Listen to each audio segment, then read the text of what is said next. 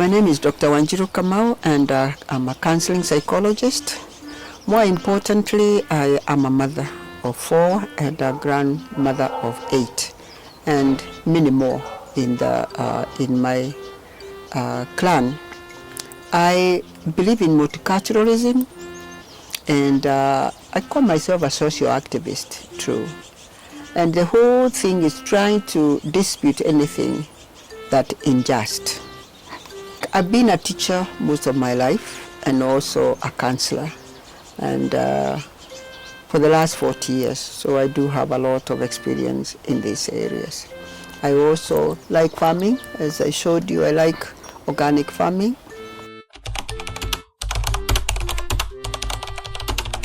Organic farming is what I grew on. You know, I was born in 1941, and when I was growing up, my mother, because my father died in 1943, 2 years after I was born, my mother and my 3 sisters, we grew up our own foods. We had cows, we had goats, we had chicken, and they made manure, and it is that manure that we went back to put in our garden to grow our food. And we grew everything that we ate, really, except for sugar. And that was very tasty. And I didn't know then until I tasted food that was grown with pesticides and fertilizers in the United States when I went there in 1960 actually. And so I was tasting minji, you know, sweet peas.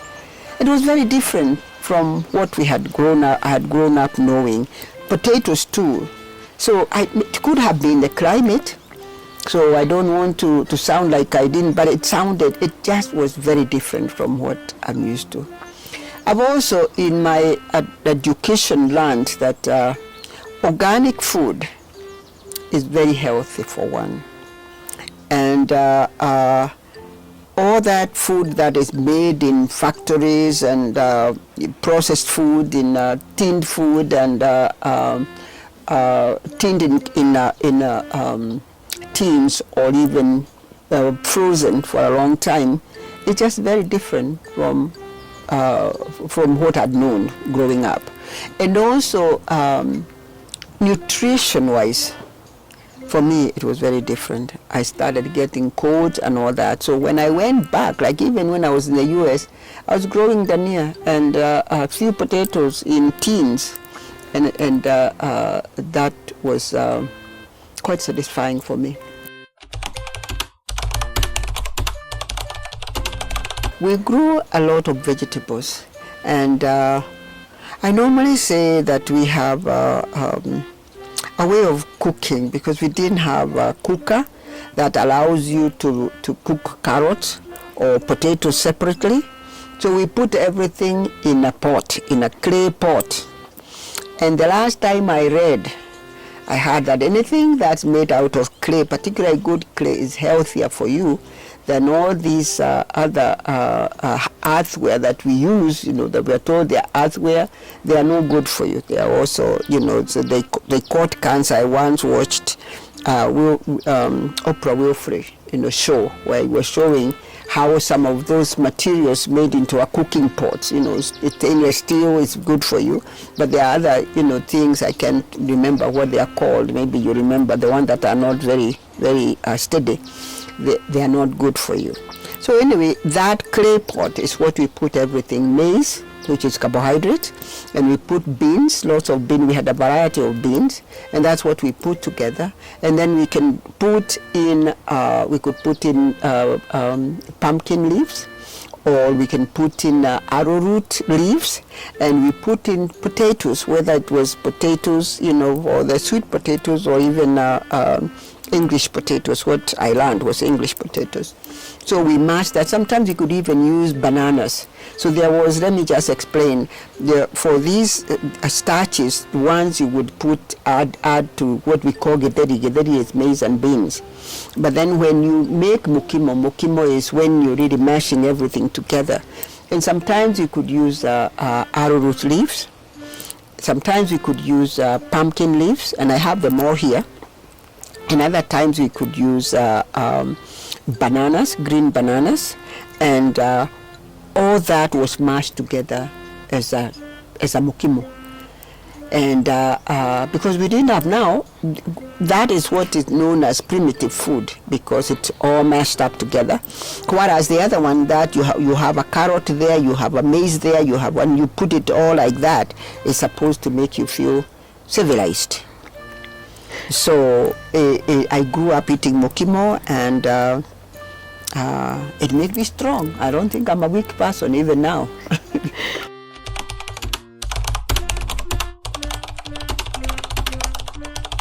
Using our indigenous food and culture, because that's all together, was really very sad, because we are looking up the Kikuyu people, and that's who I am. You know, the Kikuyu people like novelties.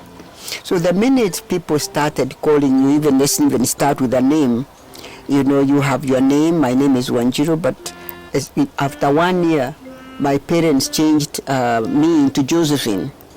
And so there is a Josephine that made them feel like we've really moved up the ladder, because we have these different names. And that name went up with everything. So we lost our culture and indigenous practices in favor of that what was new, which came through colonization. Then colonization was from Europe. I mean, the British colonized Kenya, as you remember. So their plan was not to leave us with our values. Their plan was to indoctrinate us so that we could be like them, so that we could be in the market they were looking for. And therefore, this market required English potatoes, the one I just referred to. This system required monocropping, and this system required you don't even talk your language. Like when I was in primary school, we could not speak our language. You had something called monitor. Something was like if you were caught speaking your own language, not English, you would be punished. So all these really converted us to somebody different. We are hybrids. You know, we became hybrids, because you are Wanjiru somewhere. What's your first name? Okay, I'm Josephine. Do you have another name? Yes, Wanjiru. And what's your father's name? James. And I want to tell you that you couldn't have gone to high school without, to any school, particularly the Presbyterian Church and even the Anglican, without having been baptized, to show that, because those were missionary schools, and required you have that name. So that name really kind of diverts you from being indigenous, from being true to yourself. And so when you talk of indigenous, my goodness, that's a huge subject, because your culture, your name, your belief system, all are tied up to that indigenous orientation. And so when you talk of where did we go wrong eating other foods, it made us feel more civilized. The word civilized and uncivilized. The traditional, the indigenous is uncivilized, and the other one is civilized. And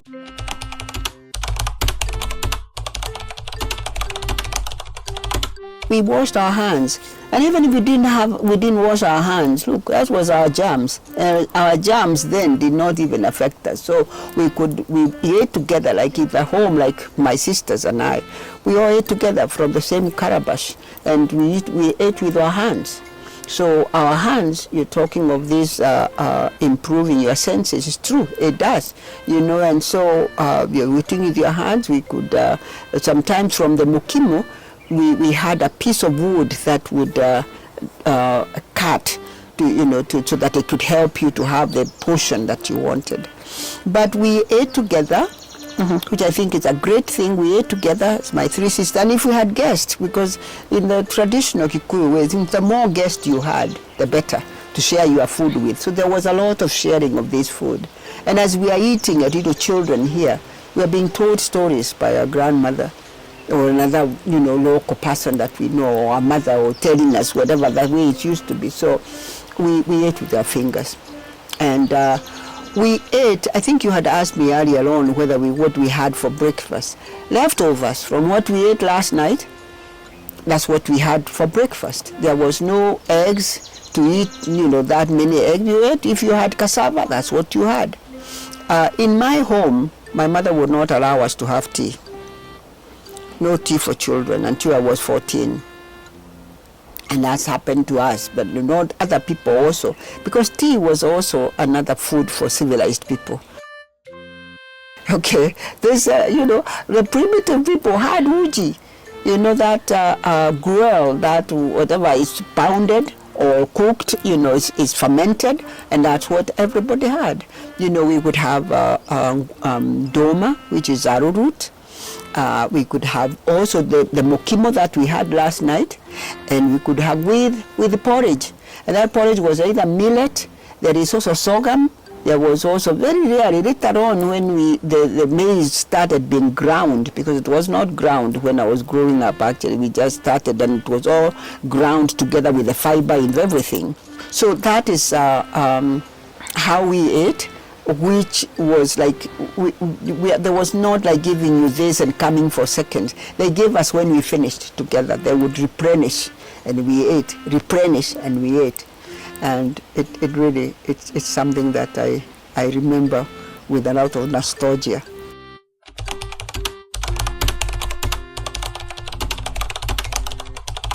The women planted. They knew what to plant, when to plant, and how. Those three things, they knew about that. Now, once they had fed that plant and harvested, they also decided what was going to be preserved for the next season, and so they kept that near the firewood. That near the fire, not the firewood, but near the fireplace where the smoke was coming from. And they would tie up. There was a hearth. There was a hearth where you have the three stones. Then most of that we had above there. They had kept. Every woman had the storage for the firewood, which would then be used, because that's what they use for cooking, this clay pot I was talking about. So there is, over and above the hearth, there would be that wood, firewood that is kept there for use during the rain season or for whatever. Now that is where the new crop of maize was hanged for preservation for the next season. And when it came to like beans, which we had a lot of variety for, that was kept in a granary. And I would keep that in the granary that was outside the home. And it was not cozy. The houses today, they have got warmth that encourage boll weevils to continue. So when you have a granary that was airy enough to prevent all these predators from eating the seed. So the woman knew how to preserve that. And the best, he would say, you eat the worst. It's very interesting, because when I look at my mom, he would say, no, don't eat that. The one that was perfect is the one that we preserved to grow the next season. So they knew how to also preserve that. There were things that are preserved in calabashes, big calabashes, just in the open, using cowhide and things like that in the granary. So the seeds, they knew what a good seed looked like. And this did not take any education. This was all informal education from generation to generation.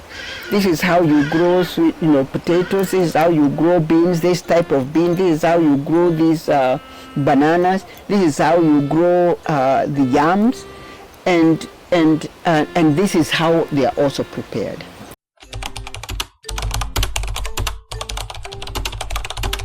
We didn't have money. What we did barter trade.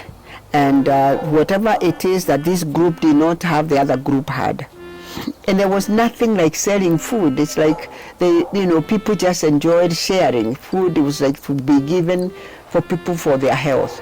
So there was no selling. However, if this ridge, particularly among the Kikuyus, had this type of beans, they would exchange with another rich people, with another group where they didn't grow that type of plant. I mean, that kind of a food, like so. That alone is really what was, and the food was also for getting together. I mean, so the whole idea was to bring up children, new children by the women. And then when other women had, like if you had a baby and I had what you didn't have, that's what I would bring to you. So there was a lot of exchanges with this food. Now, when the white people came, in fact, there's Routledge, I don't know if I read about that. She was describing how she found lots of food in this country, it was everywhere, and people were very generous. Now, there were some people with no land, whether they were newcomers, I don't know whether, but if they didn't have something to eat, on every crossroad where the two paths, it's not a road, where the path, footpath crossed, the Kikuyus will build a small hut, a small house, a small house, I want to say maybe like even 3 meters of, and then that is where food was kept, so that those people would come in at night when they are not seen by anybody and collected food to eat. So it was not sold. So it's a very interesting thing, because I've seen some people talk about barter trade. And that's really what it is. What you gave when you had gold, or you have silver, we exchange. There was not that value of the money. So the introduction of money came along with the white people. Wow. The one who colonized us. And that's when everybody went haywire, because there was no longer generosity. Because you have to sell this to be able to buy this. We didn't even have salt. Salt, we made our own salt from papyrus, like in Naivasha. That's where they got some papyrus, which they burnt and made salt. That is what we cooked with. We didn't have the salt as you know it today, the table salt. And people didn't have sugar. Sugar was also introduced. So we never, and as a result, many people died without having ever gone to a dentist, and they had their full teeth, all of them. They had sugarcane. I forgot to say that we used to have sugarcane. And sugarcane, nobody can tell me that was introduced, because we had muratina, which is our drink, and that was made out of sugarcane forever. So when money came, and then this changed the whole picture.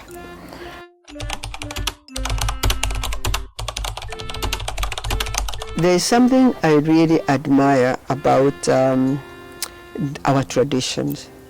Nothing was excessive. You didn't have muratina every day. You didn't have meat every day. You didn't have certain food. We had certain drinks for when we get together. You had certain foods, like even slaughtering of goats. We didn't have butcheries, so you had to organize when to kill this animal.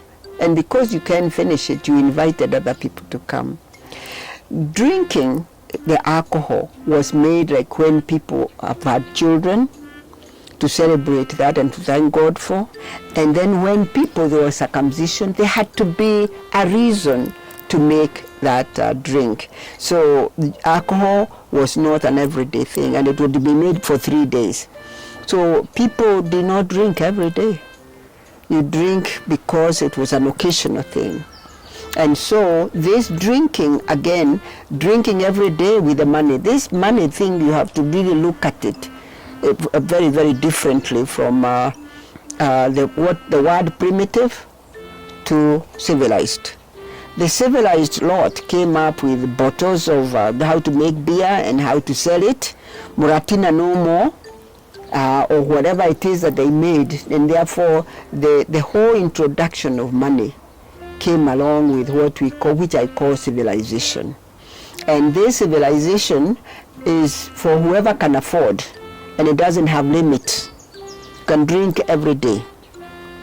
And so if one doesn't know the disadvantages of having alcohol every day, because it makes you feel good when you take some, it will also have a very big impact on you, negative impact, because you get that feeling of good that you can carry away too far.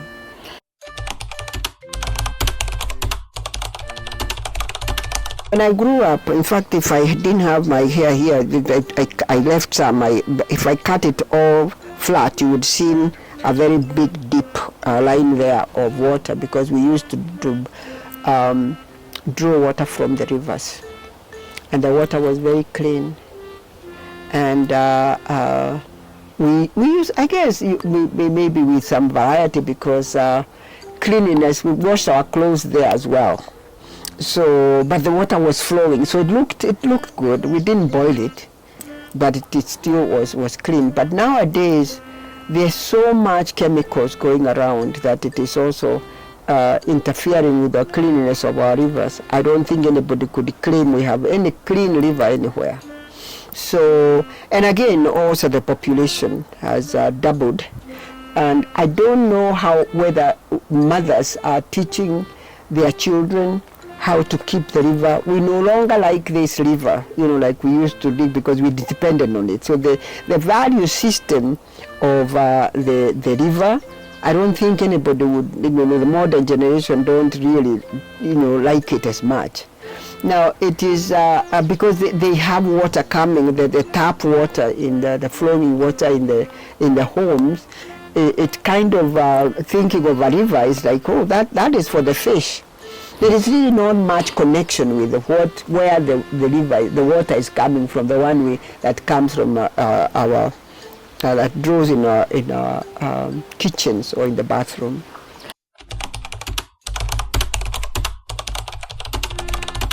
Okay, when we slaughtered a goat or a cow, we separated the fat, and that's now what, for a long time, we had documentation of how bad it is. It's going to give you cholesterol, but that is what we used.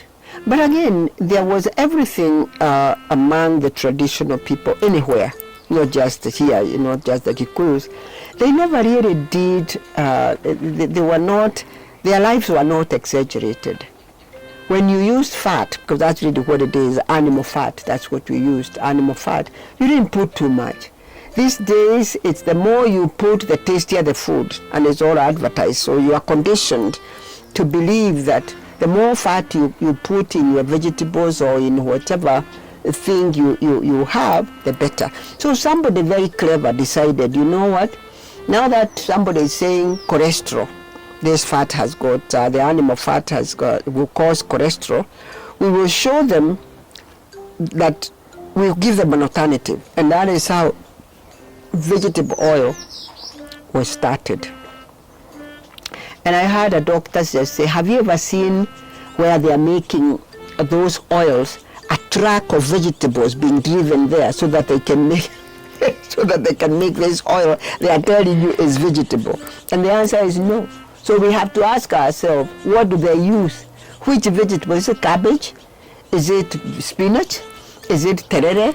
What vegetable are they using? And so we are in a world where we are making money out of the ignorant, and you just go to create that ignorance so that you can sell what you want. So I'm not surprised, like corn, there's corn oil. That corn has been sprayed also often with pesticides, because civilization does not allow you to use cow dung. Civilization does not allow you to use goat poop. Civilization tells you we are going to make you fertilizer for you.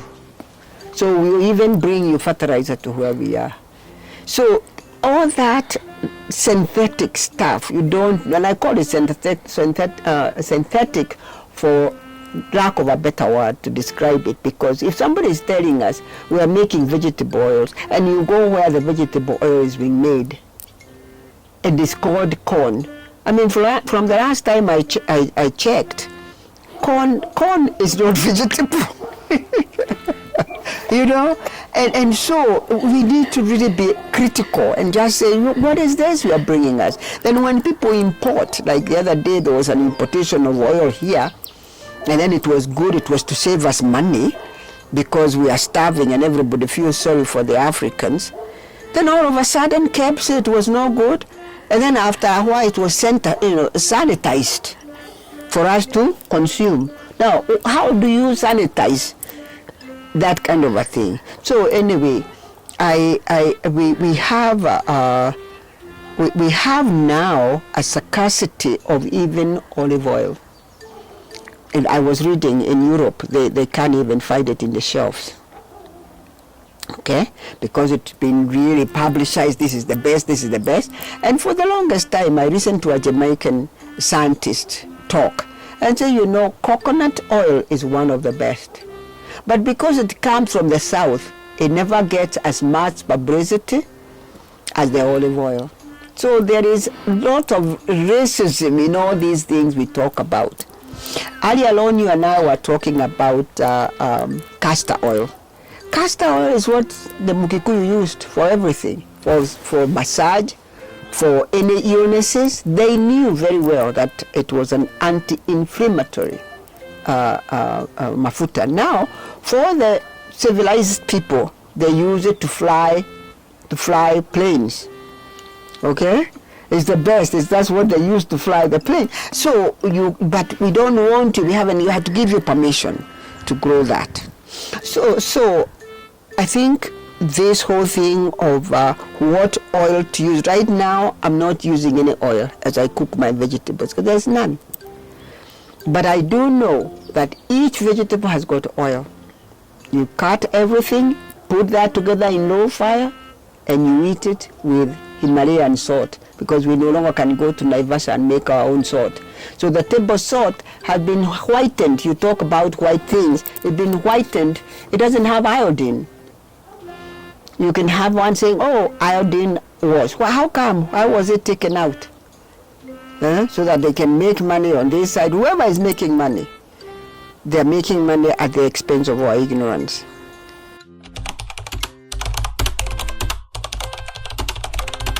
White rice, white sugar, white everything white, take it out of your table. Everybody should take it out of their table. Because by eating those white stuff, you are actually building a pharmaceutical somewhere to make money, because you get cancer. But science has taught us everywhere that cancer feeds on sugar. So that's white sugar out. In fact, our sugar was not white then. And I first saw the whitest sugar in America. And that's what if you're boarding a plane, you find a sugar that is as white as snow. And you say, what kind of sugar canes are these? You know, that they bring you that very, very bright white. But anyway, so it's not, I don't even want to say it's only Africa where sugar was brought. It was in their country too, and they had very high level of cancer. And even today, that's one of the ones that is killing everybody. Heart attack is now stopped a little bit.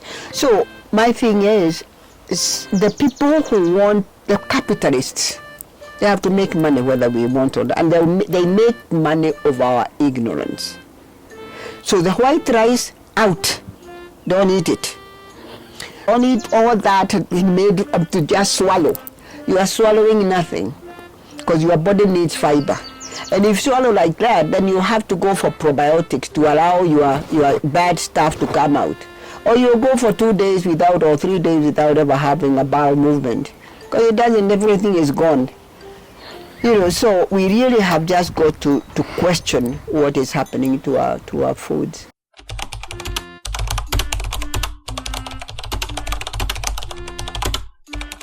The people that were there, you know, they keep on telling us the lifespan of a person. They would say people died early. Maybe it's true, but I've also seen people over 100 who never been to school, and there are many even in your village. There are many in my village, whatever. And so when people come to tell you that, you know, Africans died early, so did the rest of the world. You know, and so, you know, and the ones who lived, they were natural, you know, so I'm not sure. I can't say there was no hypertension, but I will tell you this. The Kikuyus, or most Africans, they knew how to take care of their blood. They knew what roots, what bark, to go and whatever, the bark of a tree or whatever, what to bring in so that you can be drinking that occasionally with honey. And so they knew without vitamins how to take care of the system. They knew when your heart is not working properly, they knew what root, what leaf to buy and boil for you. So there was a lot of preventive, is what I want to say. I cannot say and feel comfortable to say there was no high blood pressure. I don't know. What I know is that the Africans, most Africans, whether in Nigeria, whether in Ghana, whether in Kenya, we knew how to treat a cold. We knew how to treat a burn. We knew how to treat dysentery if you're having one. We knew what to do with a baby who is diarrheaing. All that is in the informal knowledge which we had. And I would just say this, like we even knew what kola, the kola nut, the one that gives you the shea butter and all that. The West Africans, the French people went there and saw these beautiful looking women with skin very good, and yet they don't have fancy clothes. And they followed them and they saw how they were making the shea butters. Look at now how wild it is. It's everywhere. So in any community, including communities in Europe or wherever, they had ways of taking care of their old, taking care of their sicknesses, preventing sicknesses, and we also did. So when we talk of a lifestyle has come out of the vehicles. We don't walk anymore because we are civilized.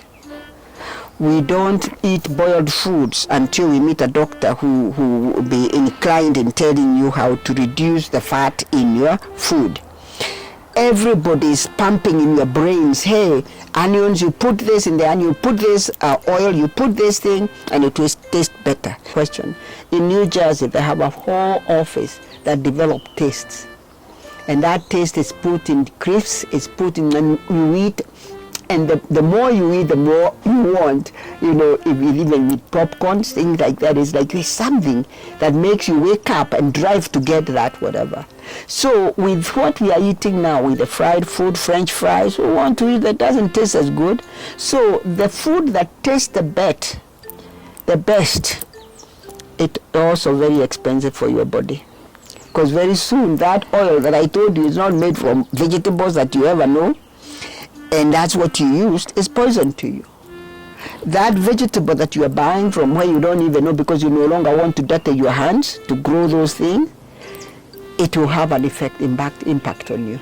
So these lifestyles are coming because people used to walk for distance. People used to, there were no gyms, but there were dances, common dances where people would go dance when there's a holiday or one time so that it kept them healthy. Then there was no admiration of fat people. These days we think that there was a time when I was growing up that if a man had a stomach like expecting a baby in 3 months or 4 months, they would say, oh, this is a sign they are rich. It was not like that. The Kikuyus were very harsh on somebody who is fat, except the chiefs. The chiefs were, but they were not that. They were not that fat like you have seen in the streets today, So, and the fatter, there is also a solution. Remember I told you about the pharmaceuticals. The pharmaceuticals know what to do with those people fat. Come, we take you to the gym, or you do this, and you take this medicine to lower your this, to lower the other. So we create a problem and we also have a solution. We create both. This is the problem, this is the solution. So we work so hard every day to go pay for whatever, to go pay for your pains, to go pay for your happiness when you want to. Friday night, it's Friday night, so let's go drink. And you go drink and you go drink. Tomorrow you can't even get out of your, and then until night.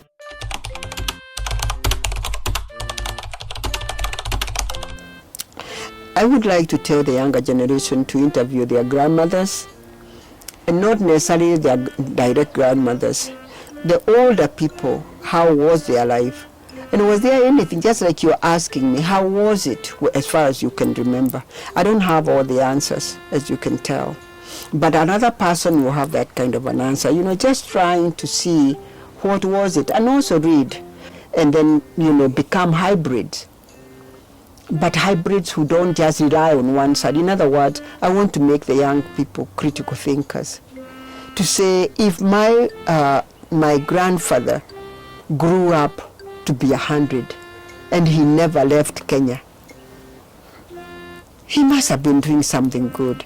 If the oldest person was found here according to Liki, how are these people surviving? What did they eat? What did they do that was right? In other words, it's not a battle against anybody, but it is an inquisitive brain that we are lacking. And that is what we have to have, so that we can at least restore what is ours. We can restore what is yours, so that when you go somewhere, you could be asked, so what do people do?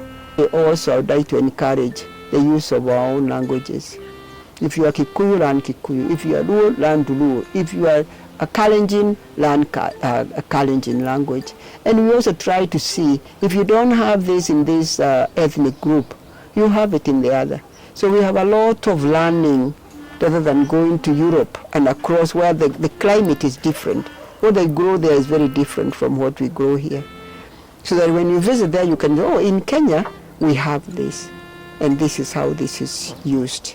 So there's nothing wrong with being a hybrid, but you have to understand where you are being a hybrid, that you are copying from this culture, and then you can come. But what I don't like, and maybe that is what anybody listening to me may say, is that I don't like to feel like we had nothing, because we had a lot. And that what we had a lot of it is what I'm now throwing to our young people. To know they are beautiful. Your hair is beautiful. Don't buy hair pieces. Don't buy all those things to be doing this, to impress others. No, you are beautiful the way you are, and God wanted you to be that way, not the other way. And you young men also, the young men are the ones who admire these hairs. Huh? And don't lighten your skin. You are beautiful. God wanted you to have that skin. God wanted you to have that kinky hair. And you young men, stop admiring all those wigs. This is what I think is very important, integrity. You don't go lying to people so that they can clap for you, because that clap is not genuine. And you yourself know what you're telling people is a lie. So I keep on saying, when I grew up, the Kikuyus believed you are your own word. There was no agreement. I can sell you this thing here, we agree on what, and it's your word against mine. Today, you'll ask me, where is the agreement? Because people will say, we never agreed.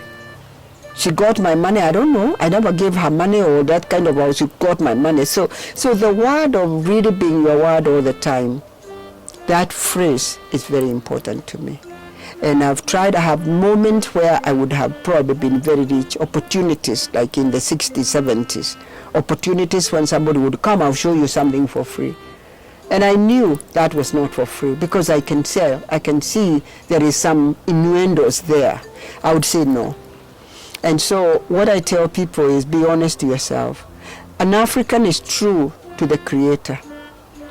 The traditional Africa is very spiritual.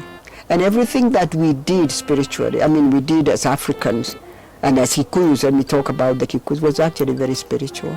And you knew that if I take advantage of you, that will come back to me. If not to me, to my children. And Kikuyus were very scared of death. They never even pointed at death like this. The death was like this, because they didn't want it to come. So that alone created a society where you don't lie. And as remember, I talked about food. Food was also generosity. And there was also a description that if you are mean, you are really like a devil. You are now, an outcast. So everybody tried to be nice. And if it's not genuine, people did not pretend to tell you you are being nice. So there is a part of me that believes in generosity. There's a part of me that, above all, is the integrity I'm talking about. And I try as much as I can. And if I call you a name or even gossip and you come and confront me, I'll tell you, yes, I did. Forgive me. Because for me, that is very key to longevity. Being true to yourself and to your Creator. Because between you and the Creator and the others, Creator can see what is real, why you are hurting others by your actions, and that's gonna catch up with you. So that is the philosophy part of it, or the spiritual part of it. There is also wanting to know, what do I eat? I have a lot of vegetables, like a lot of the Kikuyus did, lots of vegetables, and boiling. I've tried not to have a lot of boiling stuff. Not a lot of fried stuff. Because again, I have been exposed to education to know what is harmful. It tastes very good. Like, I don't have cakes anymore. I'll have it if it's a birthday to honor whoever is celebrating, but I'll have a little piece, although I want it because sweet, you want that. So I have a lot of vegetables and a lot of fruits. And really, meat, I don't eat meat every day. I eat a lot of beans. And yeah, that's it. And I do exercises. I do walk. I remember, like people see me walking barefoot and they say, what's wrong with her? I know what I'm doing. It's very good. That ground, unfortunately, the cabro don't do the same thing, but walking barefoot really massages you. And who are we? We are made from dust. And dust is brown like our skin. because I know I am made from that clay, and that's why I like walking on it. And it really, really makes me feel good and connected to my Creator. So shoes, they are good if you're going to walk in mud or whatever, but really everybody should think of throwing these things out and walking, particularly where there's clay, because you are connected to your God at that point.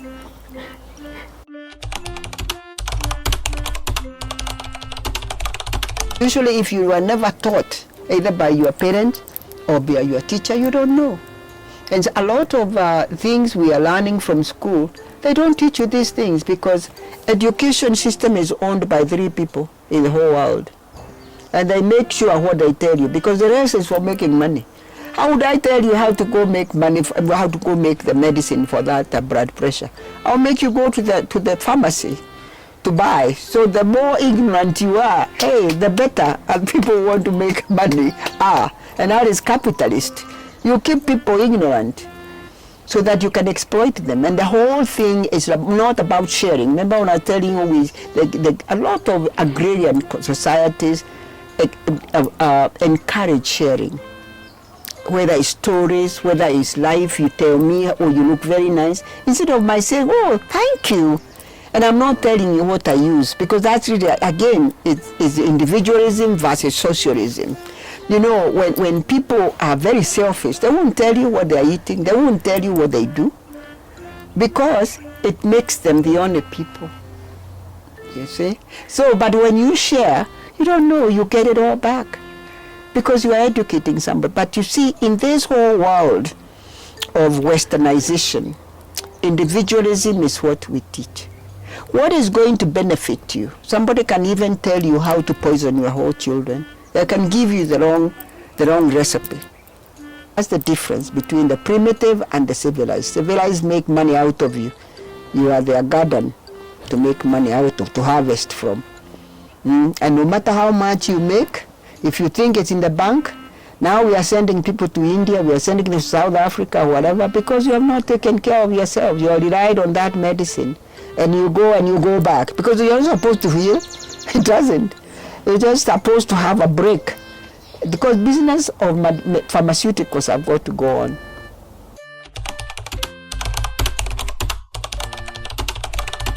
The fruits that we ate, we had bananas, we had gawa, we had gawa. I don't even know where they are now, but they were there. And I think there is a song by Kamau who talks about that too, you know, all the fruits that we had. We also had berries, and the berries were in the forest. You know, it's very interesting, because a lot of what we ate was a part of the forest. They grew They grew freely, elsewhere. So I don't think we had any domesticated fruits. They were in the forest, and we ate with the birds.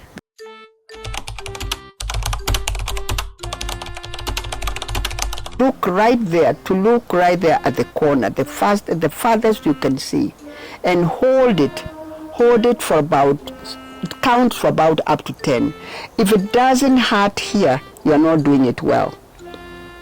Look at here, if it doesn't hurt there, because it's very hard to know how you are doing it. But when I actually try to look at the farthest corner and I count 1, 2, 3, 4, 5, it's already hurting. So I know I'm doing it well. So do like that, 4 times in a day, both sides like that. And then because we are always looking down, try up as well. Yeah, try up. And if you do that very often in a day, or whenever you remember, you don't wear any glasses. Like I read, and except the very fine lines, I still read, and I don't, So I want to say, when you start that when you are young, I feel very sorry when I see 4-year-old and 5-year-olds wearing glasses. They shouldn't. Of course, there is also the eating of carrots, the vitamin A and things like that is important. But if we could learn that every part of our body needs to be exercised.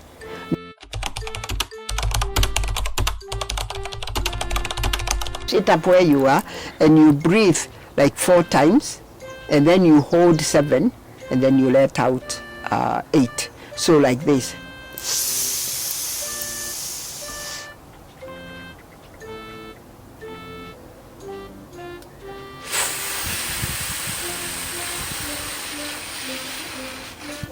What you are doing when you breathe, you are breathing out with your stomach out, like that. When you breathe out, so this is really what to worry about. When you are breathing in, when you are breathing in, you protrude your stomach.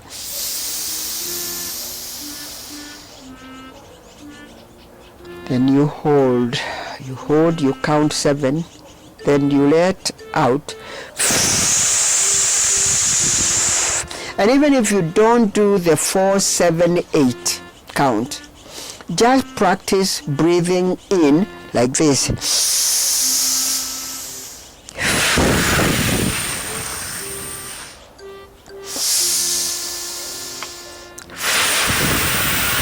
Well, of course, people will think you are crazy. You can't start doing that when people are looking at you, because the minute you start, they say, "Why are you looking? Is she gone mad? What's going?" So try to have somebody where you can be private. The minute you go and check that, do I ever have high blood pressure? Yeah, when I'm working very hard or doing something else, my pressure goes up. And I go to see the doctor, and she said, "Oh, your pressure is up." I said, "Hold on, give me 5 minutes." And you do that breathing, there's no pressure. So if you can remember to do that every day and as often as you can, you're fine.